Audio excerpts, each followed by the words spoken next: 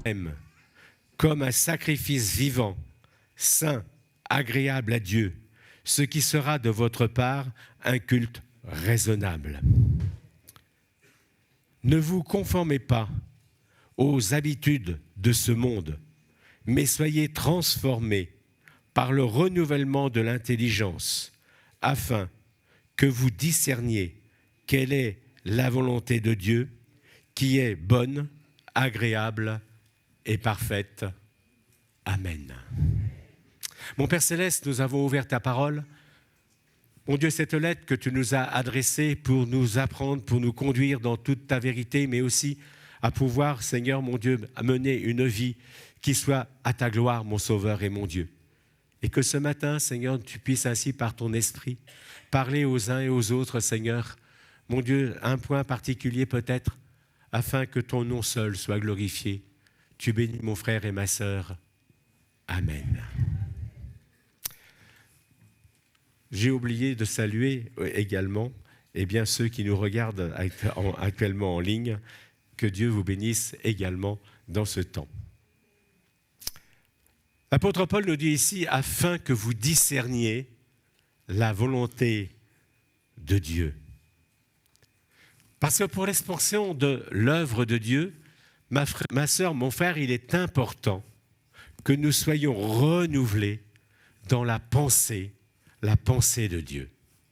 En effet, notre mentalité humaine, elle est forgée par notre milieu socio-culturel, par notre nature pécheresse dans laquelle nous avons été élevés et nous vivons.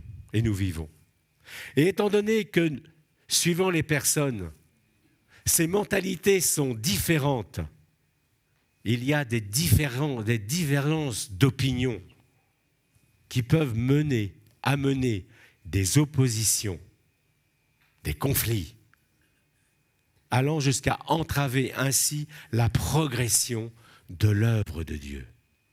C'est pourquoi ici, l'apôtre Paul, dans cette lettre aux Romains, nous invite à ce que nos mentalités soient renouvelées, soient transformées.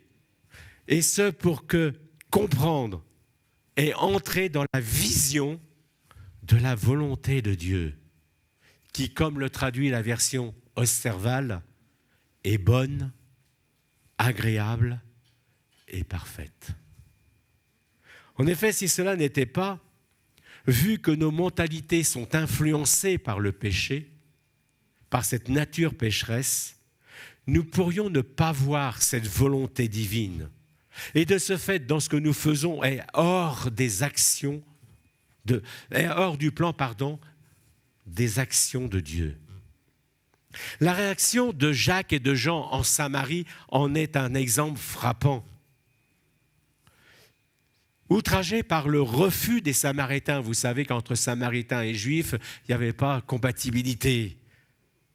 Donc, outragés par le refus des Samaritains de ne pas recevoir celui qui était loin, l'envoyé de Dieu, le sauveur du monde, celui qui avait transformé leur vie. Outragés qu'ils ne veulent pas le recevoir, alors, dans leur fougue, ils réclament sur eux le jugement immédiat de Dieu, comme l'avait fait Élie. « Seigneur, veux-tu que nous commandions que le feu descende du ciel et les crame ?» Ils avaient à cœur l'honneur de Jésus. Et c'est une bonne chose. On ne peut pas leur reprocher. Mais est-ce que c'était la volonté de Dieu que le méchant meure ? Non. Le désir de Dieu, comme le dira le prophète Ézéchiel, c'est que le pécheur, le méchant, alors attention, là aussi je fais une petite parenthèse, le méchant, il faut savoir ce que ça veut dire. Le méchant vient un vieux mot français, c'est méchois. Choix qui veut dire tomber, et mé qui est le préfixe qui veut dire mal. C'est celui qui est mal tombé. Celui qui est tombé en dehors de la grâce de Dieu. Ne dis pas le méchant, c'est celui qui a tué. Non, parce qu'à ce moment-là, on est tous des méchants, parce qu'au départ, on était tous mal tombés. Ce que Dieu désire, ce n'est pas que le méchant meure, mais c'est qu'il change de conduite et qu'il vive et soit sauvé. D'ailleurs, comme Jésus va dire à Jacques et Jean, qu'il était venu non pour perdre les âmes des hommes, mais pour les sauver. Jacques et Jean étaient zélés pour Dieu, mais ils n'avaient pas une bonne tournure d'esprit. Car mon frère et sœur, c'est qu'il faut réaliser que pour être utile dans le plan de Dieu, il nous faut avoir une bonne mentalité. Et ce, pour être un instrument utile entre les mains de Dieu.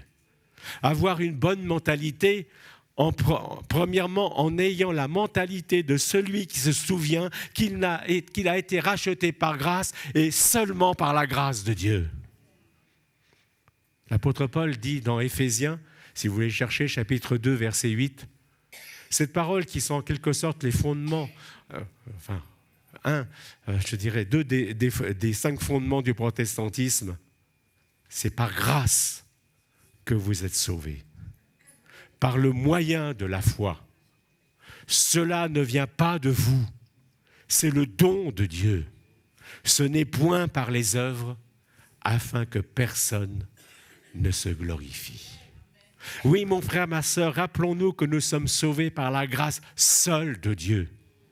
Si nous l'oublions, alors ce sera la porte ouverte à l'égoïsme, à l'intransigeance, à l'intégrisme, à l'orgueil, voire à la paresse, et ainsi ne plus considérer la détresse du pécheur loin de Dieu et son sort final de l'homme, de l'humain perdu.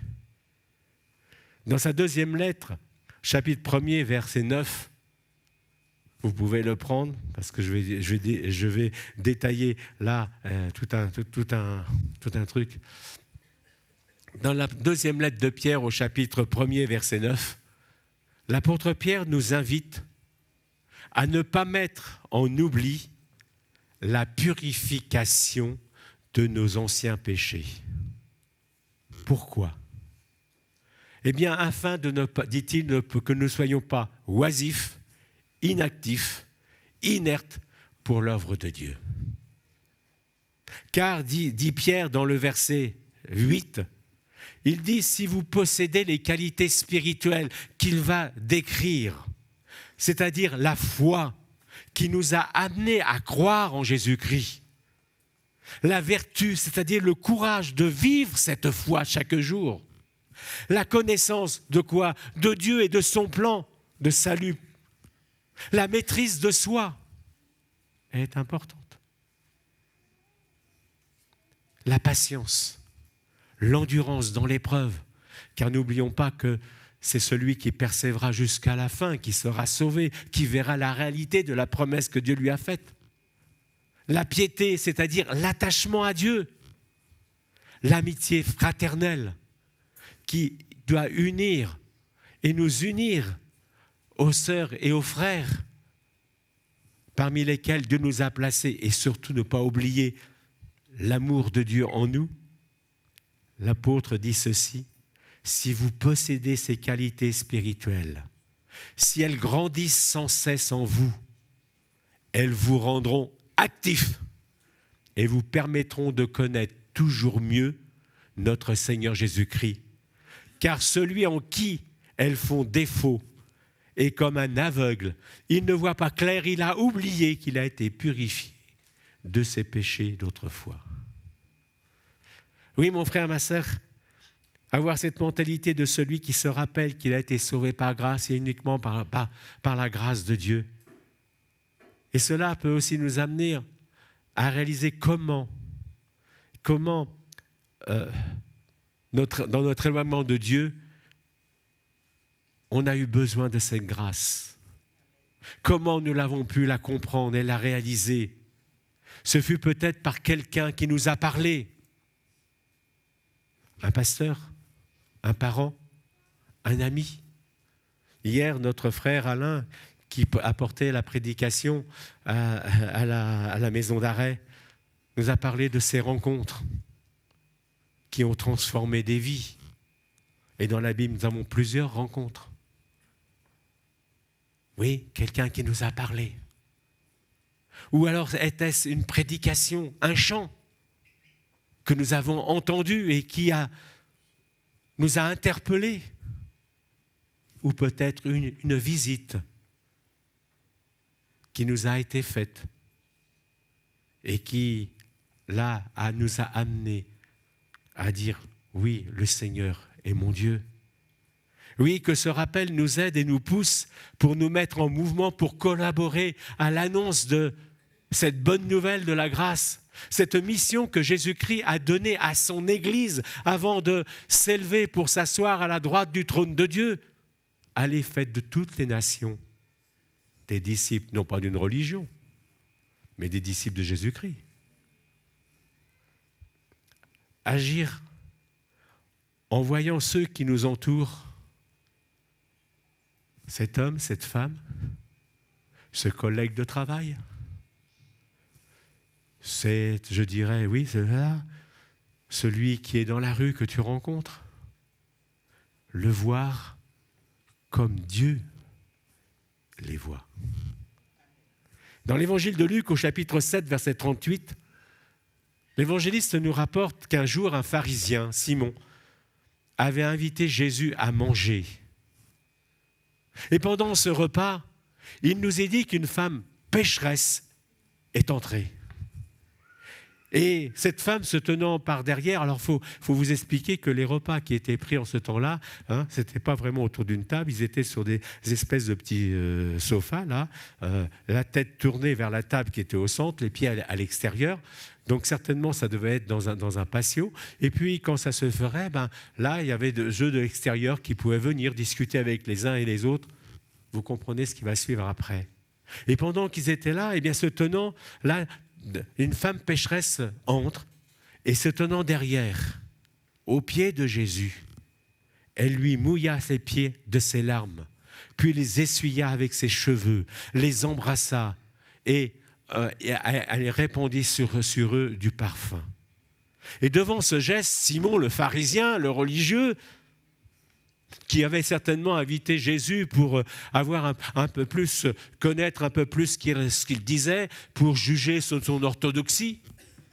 Voyant ça, le pharisien qui avait invité Jésus se dit en lui-même,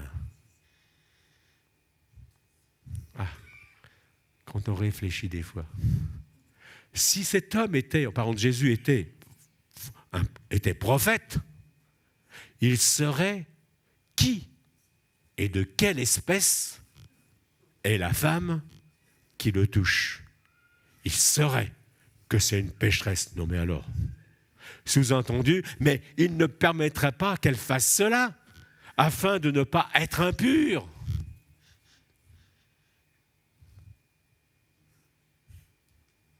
Jugez pas trop vite, Simon, parce que des fois, c'est ce que nous faisons. En fait, cet homme ne voyait qu'en cette femme qu'une pécheresse. Mais Jésus, lui, voyait une femme qui avait compris son amour et qui avait saisi son pardon. En effet, si cette femme a fait ce geste, ce n'était pas pour obtenir quelques indulgences à cause de sa débauche, mais c'était en fait l'expression de sa reconnaissance vis-à-vis du pardon qu'elle avait reçu de Jésus-Christ et qu'elle avait accepté. Pourquoi je vous dis ça? Parce que cela est démontré par les paroles que Jésus dit à Simon. Jésus va lui dire, et vous l'avez lu avec moi, « Celui à qui on pardonne peu, aime peu ». Si le pardon était fonction des œuvres, si cette femme avait fait ça pour, en fait, là, obtenir l'indulgence, obtenir le pardon, alors Jésus aurait dû dire, non pas celui qui pardonne peu, celui à qui on pardonne peu aime peu, mais il aurait dû dire celui qui aime peu et peut pardonner. C'est parce qu'elle avait été pardonnée qu'elle avait exprimé par ce geste son amour. Cette femme ayant entendu l'appel à la repentance, ce pardon que Dieu lui offrait gratuitement, cette femme l'avait accepté.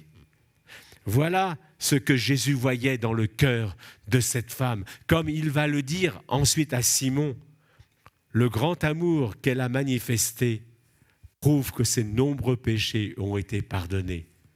Mais celui à qui on a peu pardonné ne manifeste que peu d'amour. Mon frère, ma sœur, ayons cette mentalité de celui qui se rappelle qu'il a été sauvé par la grâce seule de Dieu et que si cette grâce n'avait pas été manifestée, nous serions loin de lui. C'est pourquoi Jésus dira dans Jean chapitre 7, 21 et 24, « Cessez donc de juger si légèrement d'après les apparences. Apprenez à porter des jugements honnêtes et conformes à la réalité. » Oui, avoir une bonne mentalité spirituelle, en ayant aussi, deuxièmement, un état d'esprit supérieur à celui de notre société. Non pour en tirer, je dirais, orgueil, mais de réaliser que nous sommes dans un monde spirituel qui, comme le dit Paul dans cette lettre aux Romains, a des lois différentes de ce monde charnel. Et ainsi de montrer à ce monde qui nous entoure une vie et des attitudes différentes. Comme Pierre le dit dans sa première lettre au chapitre 2, verset 12, « Ayez une bonne conduite au milieu des incroyants, qu'ils soient obligés de reconnaître eux-mêmes que vous menez une vie correcte, même s'ils vous calomnient et vous traitent de malfaiteurs, lorsqu'ils examineront votre vie de plus près, votre bonnes actions leur ouvriront les yeux et ils finiront par rendre hommage à Dieu le jour où il les visitera. » Rappelez-vous, Monsieur Lot, à Sodome. Quand Dieu est venu l'avertir qu'il allait détruire la ville à cause du mal qui s'y régnait. On lit ceci au chapitre 19 de la Genèse, verset 14. « Lot sortit et parla à ses gendres qui avaient pris ses filles. « Levez-vous, dit-il, sortez de ce lieu, car l'Éternel va détruire la ville. » On pourrait dire là, comme si nous adressons à quelqu'un d'inconverti et lui parlant de la condition de celui qui demeure dans cette nature pécheresse. Mais là, on lui dit, mais il y a un moyen de t'en sauver. Là, il suffit simplement que tu vois le moyen que Dieu a choisi pour sauver ton âme. Reconnais Jésus-Christ comme ton sauveur, comme celui qui a porté ton péché, etc. Il est en train de leur dire, voyez, là, un jugement arrive, mais bien, il faut que vous sortiez, etc. Oui, sortez de ce lieu, car l'Éternel va détruire la ville. Mais aux yeux de ses gendres, il parut plaisanter. Quelle tristesse dans cette appréciation. Je réfléchis, mais cette parole que ces gendres ont dit, était-ce à cause de l'attitude passée de leur beau-père qui rendait ces paroles peu crédibles à leurs yeux? Je ne peux pas le dire, le texte ne le dit pas. Mais ces gens ne prenaient pas au sérieux ce que Lot leur disait qui venait de la part de Dieu, vont subir le jugement de Dieu.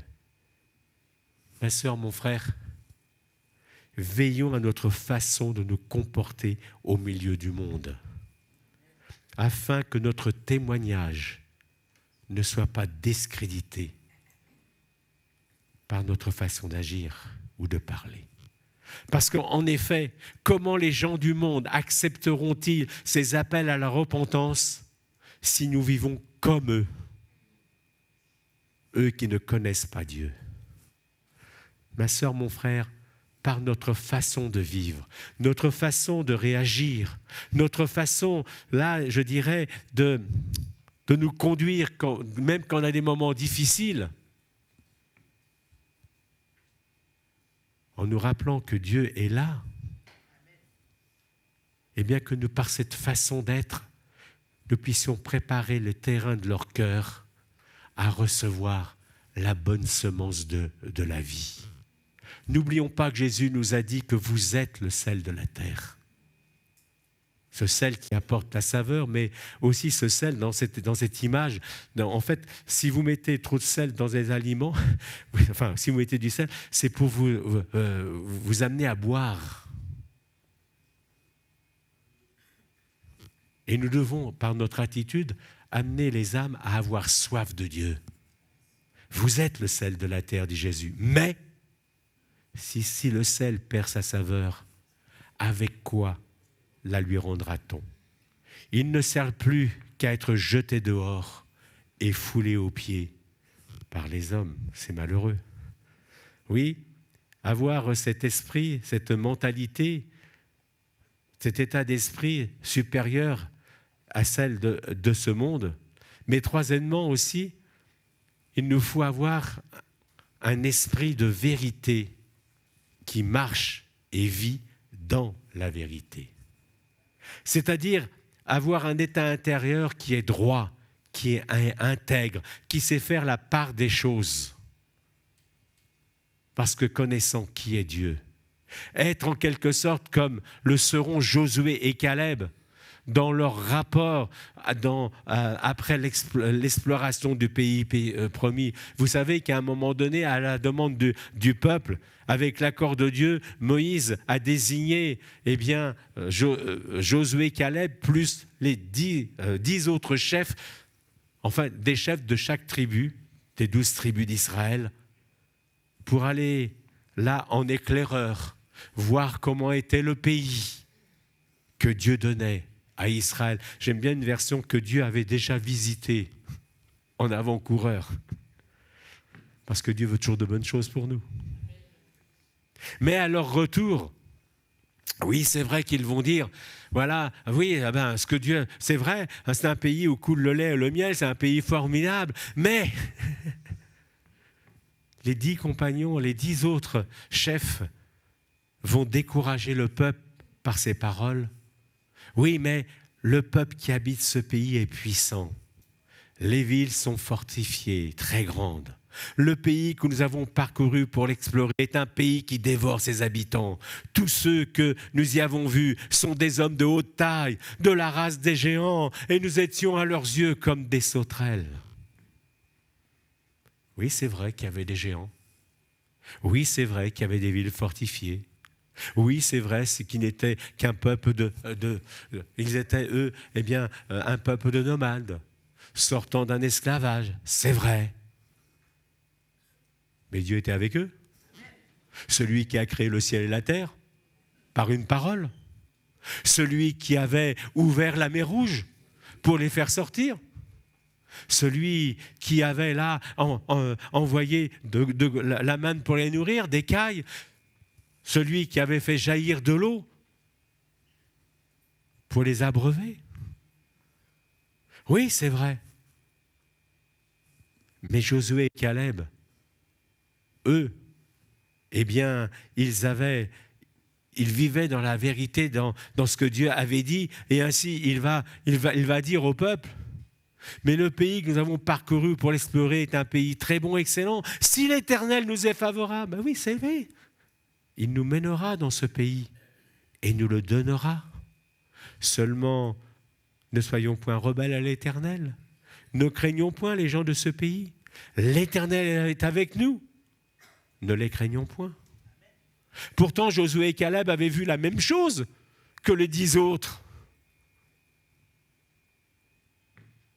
Mais Josué et Caleb avaient aussi cette caractéristique qu'il nous faut avoir dans cette bonne mentalité.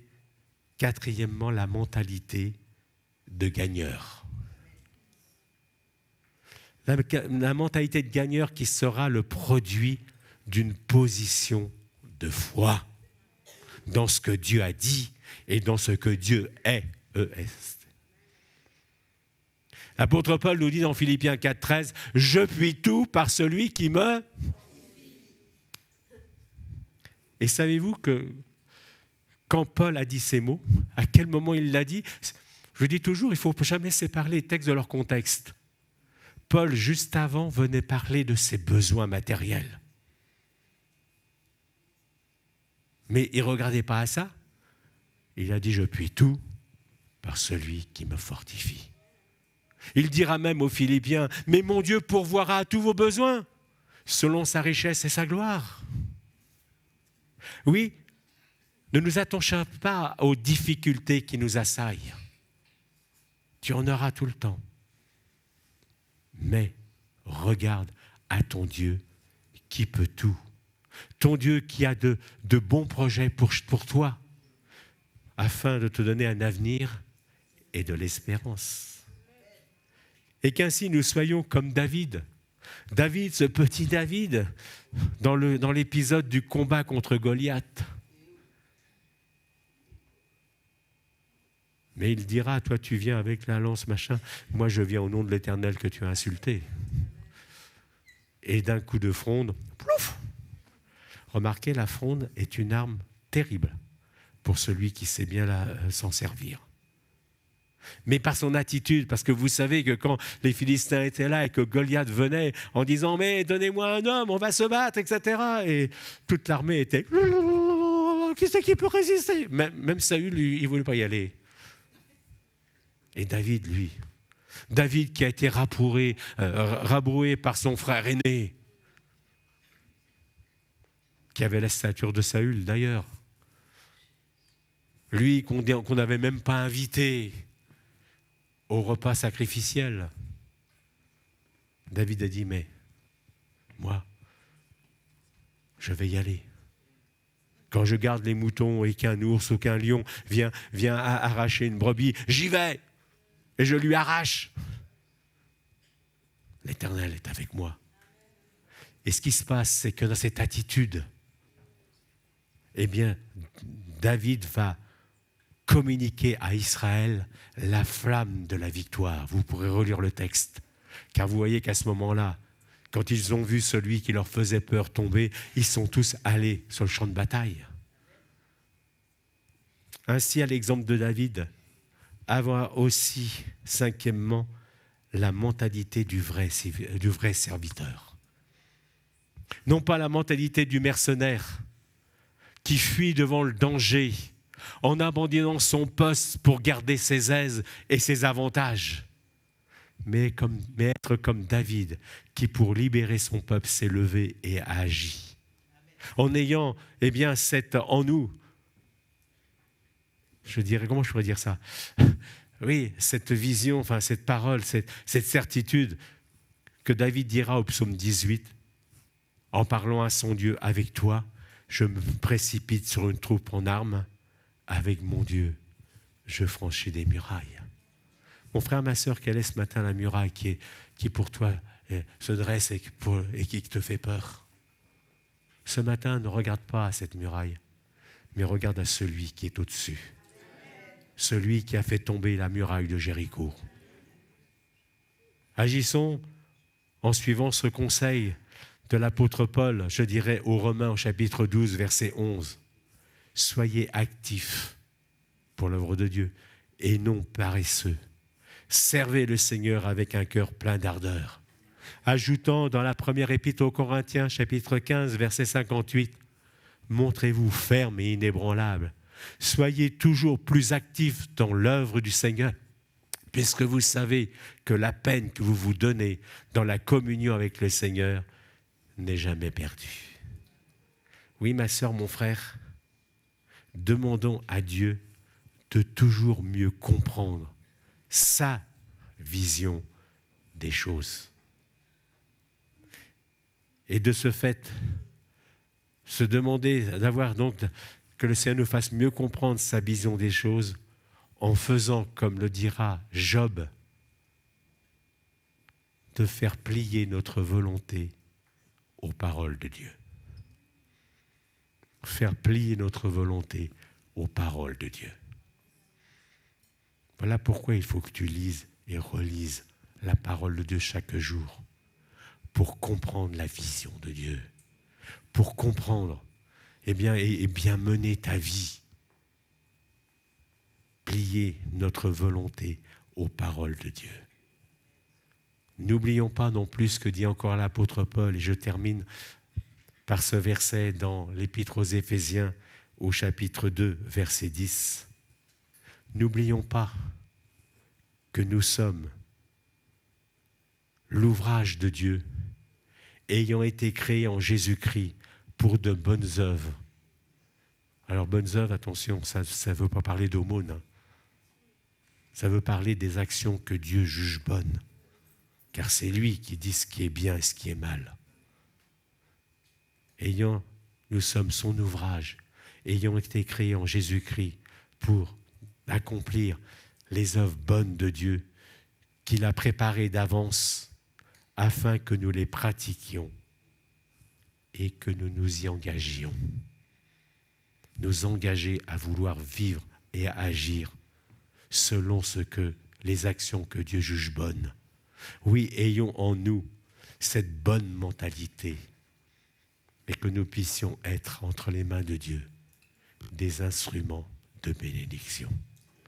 Pour ton frère, ta sœur, pour l'œuvre de Dieu, pour celui qui est dehors, parce que Dieu veut que tous les humains soient sauvés. Mais pour cela, comme dit l'apôtre Paul, comment le seront-ils s'il n'y a personne qui va leur en parler? N'ayons pas la mentalité de Jacques et de Jean qui voulaient détruire ceux qui rejetaient. N'ayons pas l'attitude de Simon le pharisien qui voyait en cette femme et qui ne voyait qu'une pécheresse. Mais ayons le regard de Jésus sur chacun qui désire apporter le salut à ceux qui nous entourent, au milieu duquel il nous a placés. Allez, faites de toutes les nations des disciples, de mes disciples, et ce pour la seule gloire de Dieu. Amen. Mon Seigneur et mon Dieu, merci Seigneur, mon Dieu Père, parce que tu es celui en effet qui veut nous inviter, Seigneur Père, qui veut nous associer à ton œuvre de reconstruction, à ton œuvre de transformation, à ton œuvre, Seigneur mon Père, mon Dieu de salut. Mais que nous puissions, Seigneur, en effet, avoir ta vision, avoir, Seigneur, mon Dieu Père, cette mentalité, cette bonne mentalité. Pardon, Seigneur. Pardon pour toutes les fois où nous avons été comme Jacques et Jean, nous avons été comme Simon. Seigneur, mais aide-nous, Seigneur Père, à avoir ta vision et ton cœur pour ces âmes perdues. Et qu'à toi la seule gloire revienne, Seigneur. Amen.